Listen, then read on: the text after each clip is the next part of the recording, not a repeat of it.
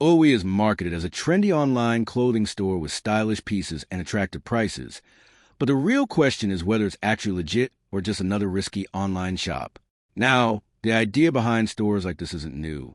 Many newer fashion sites pop up through social media ads, offering eye-catching designs at low prices. Some are real, but many operate with very little transparency. However, here's the key point. Oowieh shows multiple red flags that you shouldn't ignore. What it actually does well: attractive pricing and design. Like many similar stores, it likely uses appealing product images and low prices to grab attention. Modern website layout. The site may look clean and professional at first glance, which can make it seem trustworthy. Where it falls short: extremely low trust score.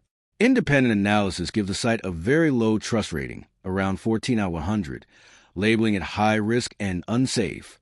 Very new domain. The website was only created recently, 2026, which is a common pattern for scam or short-lived stores. Lack of transparency. There's little clear information about the company, ownership, or what exactly they sell. Another major warning sign. So, is Oowieh a real or fake clothing store? Short answer: it's very risky and likely not trustworthy.